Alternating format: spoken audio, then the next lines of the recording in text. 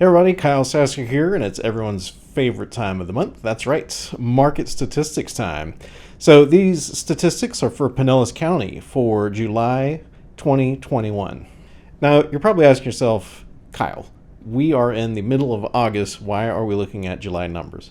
And the reason why is because real estate statistics, they take a little bit of time for the numbers to be compiled by the local realtor boards, assembled in a wonderful looking report like this, and then presented to yours truly. And also during the normal course of the year, we have a natural ebb and flow of the real estate cycle, so we can't really compare month to month. As a really good example, July is going to be quite a bit different from August when school starts, so we naturally have a little bit of a dip there. So it's usually best to compare year over year. Obviously, 2020 was a little unique in the fact that we had COVID, which was a pretty major disruption to the real estate market, especially in March and April. Once we hit July 2020, though, things had changed quite a bit. So if you want to go back and look at that video, you can see where I started ringing the bell about a market change. And funny enough, this month's numbers actually has a similar indicator, so be sure to watch this entire video. So you probably noticed that I am recording from a brand new location here. This is not, well, there's a little bit of water back there if you look, but you're probably noticing a little bit different location. So this is actually my office in downtown Saint Petersburg. The KW Saint Petersburg is located in the BB&T building downtown, 6th floor. If you're ever downtown, feel free to ring me up and come down. Meet you if you want a tour of the place. I'll give it to you. But one of the reasons I got this office was so that I could have a more permanent studio set up, so I could pump out great videos and information for you like this. And to be completely honest, it is an amazing view, and it's really awesome to sit here and watch the storms roll in. So directly down stairs here, this is Central Avenue right here. And then across the street there, that is the St. Petersburg Municipal Parking Lot and Municipal Services Building. So building permitting and all that stuff is right across the street there. And then right on the corner, that's, well, it used to be Lucky Dell. I don't think they're a thing anymore. At least that one's not. Ruby Elixirs and all that stuff is right there. So, again, very cool spot. And happy to be here and bringing you some great information. So let's dive into these market statistics. If you've been watching these videos for the last few months, you know that the overarching trend has been shrinking inventory, fewer and fewer houses for sale, but demand has held steady or has climbed. And the reason for that is primarily due to COVID. So the initial COVID hit in February, March, April. Basically, the number of listings stopped. Just people decided not to sell their houses. And honestly, people decided not to buy houses either. But what happened in May, June, July is that the buyers all came back to the market and basically bought everything that was available. And it was not people coming from overseas. It wasn't even our friendly neighbors to the north in Canada. It was primarily people moving here from out of state, from other states wanting to move to Florida, because COVID basically had given them a new perspective on what was important and how they wanted to, live their life. There has been a bit of a shift in this trend, and I'm definitely going to point that out to you as we go through these numbers. But just keep in mind, real estate moves very, very slowly. Last video, I saw the first preliminary indicators that this trend may be changing, and basically I am seeing reinforcing evidence in these new numbers. So number of closed sales was actually down 12.8% to 1,223. So again, 2020 number is a little skewed, but that trend has been more and more houses sold every month for quite a while. And this is the first time that there has been a significant dip in that number. Number of transactions paid for in cash for single family homes, that is actually up 26.7%. So that is an indicator how competitive offers are currently. So, normal market conditions, there's usually only going to be, one or two other offers on the table at any given point in time. And it's usually a pretty easy going process to negotiate an offer. Current trend is that, there's going to be if the house is desirable, there's going to be multiple offers on it, and usually there's going to be a very high cash offer. And the cash offer is just people have the money to do it, and they want to offset the financed offers. So that is why that paid in cash number has grown so high. If you were looking at that historically, like 2009, that would primarily be an investment purchase, but currently that is people just with money, either cashing out IRAs or 401ks or other rental properties or houses or something, and then putting the strongest offer forward possible with cash. Median sales price is up 21.8% to $375,000. Now, median, if you remember your math class way back in the day, so average is where you add up all of the houses and then divide it by the number of houses that were sold. Whereas median sales price, what that is you basically take the entire number of houses sold, and then you basically find the middle point where half of the houses sold for more and half of the houses sold for less.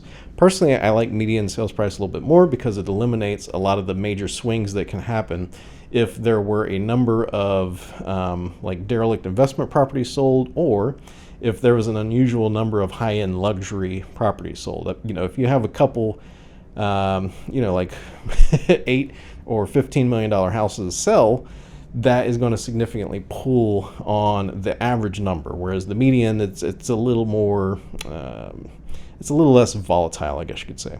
So median sales price is up 21.8% to $375,000, and the average sales price is up 23.7% to $495,000. Total dollar volume of all single-family homes in Pinellas County climbed 7.9% to $606 million. So that is 2/3 of $1 billion in 1 month transacted for single-family homes in Pinellas County. And then this next one I don't usually touch on too much just because it's kind of a boring stat, but it is important to understand the current market and how to correctly structure an offer. And that is going to be median percent of original list price received, which is up 2.5% from 97.6 to 100%. So what that means is that of the original listing price that houses in Pinellas County were put up for sale for, the median percentage of the original price is 100%, which basically means things are going for asking price. It is extremely difficult to negotiate anything lower than the asking price currently. Really, the only way to do that is if the house has been on the market for a while. At that point, you have a little bit of room to negotiate. But really, if the house is in pretty good shape, it's going to have a lot of demand, and you're going to have to be prepared to go in at or above asking price. Median time to contract, which again is another one I don't talk about too much, that one is down 63.2% from 19 days to 7 days. So basically what that is for every single family home in Pinellas County, how long does it sit active on the market before there is a contract accepted? And that has dropped from 19 days to 7 days. And to be honest, that 19 days was pretty quick back in July 2020 as well. Historically, that number is more around, like 30, 40 days. So the next statistics, this is one that is one of the keys in what I am seeing as a potential market shift as long as this trend continues. So remember, real estate moves very slowly. It usually takes like 6 months for a trend to solidify and for that real estate ship to turn and for that to be seen in the pricing. And currently we're at about month 2. So we still have another 4 to 5 months before this trend needs to continue before we'll see like a major shift here. And that statistic is going to be the number of new listings. So we actually have more new listings now by 12.6% than we did in July 2020, which, remember, July 2020 was a little unusual. We had COVID, we still had the mask mandates and all that stuff going on. What I have actually been comparing these to is 2019 numbers, which I will cover a little bit later in the video. And we are actually above 2019 numbers, which is very unusual. So year over year for like the last 7-8 years, we have historically had fewer and fewer and fewer houses for sale year over year during that time period. Now, it's not a lot, it's like 1 or 2%, but that's been the overarching trend. With these numbers, we actually have more houses coming up for sale than we did, 2 years ago. Now, looking into that a little bit, personally, I think it is because as the vaccine has gotten a little bit more widespread, and things have loosened up, people are feeling a little bit more comfortable out there. Basically, the people that decided to not sell their house in April, May, June, July 2020 are now reevaluating their decision and putting their house up for sale. And it's not overwhelming. Like it's not like we went from like 1,400 homes for sale to like 3,000 homes coming up for sale. Like that would be an overwhelming amount of supply. But this is a decent and significant enough uptick. And over time, especially with that decrease in closed sales, so what we should see, and it started to show up a little bit in the pricing, although there's a little other piece to that, is that things are not going to be accelerating as hardly as they have been for the last 2, 3, 4 months. But to go back to the original trend of fewer houses with continued demand, that is showing up in the total number of active listings, which is still down 19.8% from 1,653 to 1,326 homes compared to last year. So we've had more houses go up for sale, but they've been bought through. So we still have a net loss on the total number of houses for sale. But at some point, that is going to shift and we will see that active inventory number rise. And we've started to see a little bit of that in the final statistics here, which again, not one I usually cover, but total months of supply. So what this is you take the total number of houses for sale and the current sales rate, and you say if no more houses get listed for sale, how long is it going to take to sell through the total number of inventory on the market right now? That has gone down 26.7% from 1.5 months to 1.1 months, which on the face of it looks terrible. That's down 25%. But compared to where we were like 5-6 months ago, when we were at like 0.5 months or 0.8 months, we had less than 1 month supply of houses. That is when prices start going bonkers. And so that at least has relaxed a little bit. So if you understand all that, my hat is off to you. Leave me a comment below and I'll give you a graduate of Kyle Sasser's School of Real Estate certificate. Now, the thing to know is that those stats are for the entire county.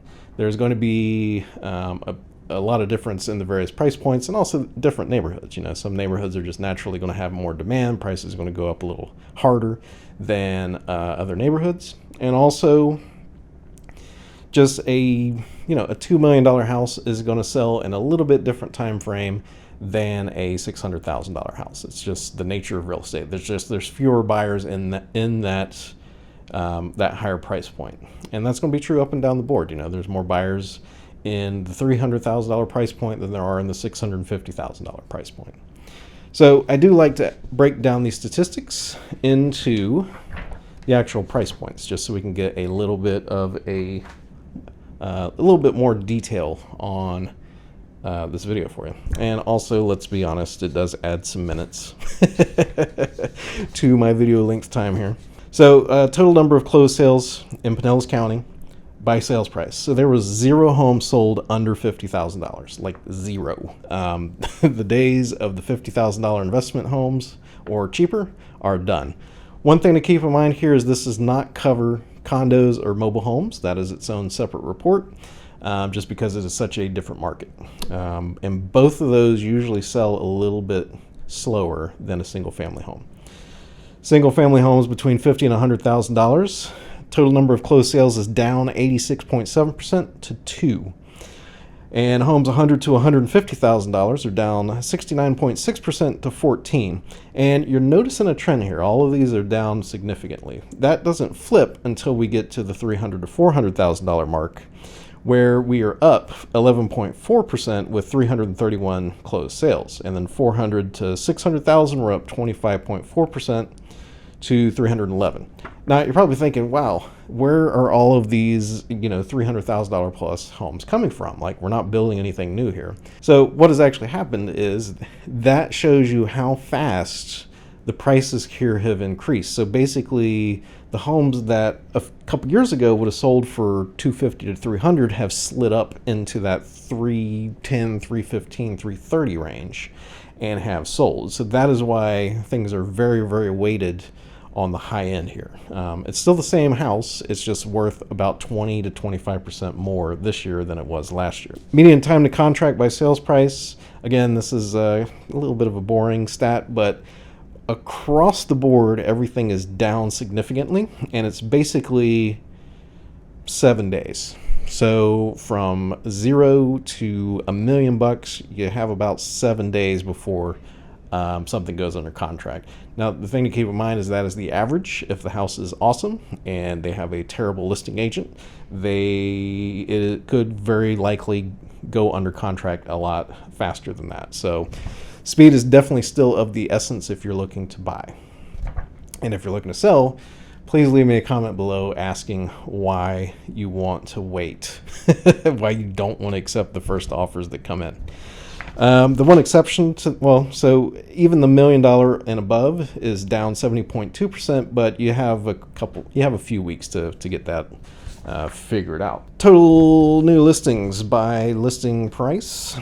Again, $0 to $50,000, there was 0, which was a drop of 100%. $50,000 to $100,000 was down 57% to 3, and basically this trend holds until that 250 mark. And then it's a slight slide, which was a drop of 5.2% to 218 new houses listed for sale. And then it flips in that 300 to 1 million plus. So 300 to 400,000. There was 60% more homes in that price point for a total of 417. So that is how we know that everything has slid up into that higher price bracket and that there's not something else going on. Total inventory by current list price. This one is a little different from the previous number of new listings because this is total inventory, but it's down across the board. The only one where there is significantly more houses is in that $300,000 to $400,000 range, which is up 15.4% to 322. And again, the reason why is because those houses have slid up into that price point. So there's just and that's where the median and the average that's where the median sales price is hanging around. So that's not unusual, but everything else is down. So $150,000 to $200,000 is down 69.9% to 40. Like, that is crazy. $200,000 to $250,000, there's half as many as there used to be. The drop of 52.2% to a total of 85. So yeah, if you're trying to find a house for under $300,000, you have to be very aggressive, you have to be very fast, and you have to be patient. And you also have to submit a very good offer. Now, last page here, this is what I like to call the doom and gloom page. So this page of the report is about short sales, foreclosures, bank-owned properties, all that fun stuff. Now, if you've been watching the videos or been paying attention to the news, you know that we've been under a foreclosure and eviction moratorium for quite some time, 1.5 years, I think, at this point in time. And, if you feel that it's good or bad, doesn't really matter because it's there. And honestly, I do feel that. So the thing with the moratorium is that is driving a lot of, especially in the rental market, that is driving a lot of the rapid increases in rents. You can't discount the sheer volume of buyers that are coming here from out of state. So it's Pinellas County. There's no new houses. So you have all that demand coming in, and people want to live here. They want to live near the beach, so they're buying houses and they're renting, and that just drives everything up. So you got to take these numbers with a grain of salt. Now, they are more relevant because they are being compared to last year when the moratorium was in effect. So, so they're not crazy like they had been like last year. But just know that these numbers are significantly suppressed. So let me go over the numbers first, and then I'll kind of give you a little insight on foreclosures and short sales and kind of the looming sword of Damocles or whatever you want to call it. So foreclosures and short sales, there was a total of 5 last month, which was a drop of 28.6%. And then short sales, there was a drop of 50% from 6 to 3. So you can see that currently short sales and foreclosures are not really a major factor in the market. Now, some people believe that we're going to have 2008 all over again. Whenever this moratorium is released, there's going to be this huge flood of foreclosures and short sales. Prices are going to, be basically going to drop by 75%, and everyone's going to be able to, put $5 together and buy an investment property again. So the unfortunate news is that is almost assuredly not going to be the case. 2 primary reasons. One, federal government currently has requirements on lenders to where if someone goes into a forbearance or gets in trouble with their mortgage, the lender is required to try to work it out, to try to work out some sort of payment plan or deferring payments for a while to get them back on track so they're not out of their house. So that's going to prevent that huge flood of foreclosures. Now, you've probably seen statistics about the number of forbearances and, deferred payments and stuff like that out there. The simple truth is, and this comes from the chief economist for Florida Realtors. So, obviously a little grain of salt here, but the simple fact of the matter is it would take a overwhelming number of houses hitting the market to drive prices down significantly. And what the economist of Florida Realtors found was that if every house in forbearance or in some trouble with their mortgage currently, if every one of those houses hit the market in the next 30 days, our saturation rate, or as the sheet calls it, month supply of inventory, would only go from like that 1 month to about 3 months of inventory. And I hate to break it to you, but 3 months of inventory is still a seller's market. You don't hit a buyer's market until you hit like 8-9 months of inventory. So those of you like sitting around and, stuffing your piggy banks and, counting the days until the economy collapses and houses are, $50,000 again, I feel that those days have passed. And the third reason I feel that is also the case is because compared to 15 years ago, Saint Petersburg is now on the national stage as a place that a lot of people in the country want to be. So we're now kind of following in the footsteps of like Austin or Portland or Seattle, where like people around the country are looking to Pinellas County and Tampa as the cool and affordable place to be. And as long as that beach is there, people are going to want to come here and live here. So I'm never one to say it's impossible. I'm just going to say that it is extremely unlikely that that sort of scenario hits. And if it does hit relative to the rest of the country, we are still going to be in very strong financial shape so far as property values go. So I want to thank you again for tuning in to Great Homes Tampa Bay here in the monthly real estate statistics for July 2021. My name is Kyle Sasser.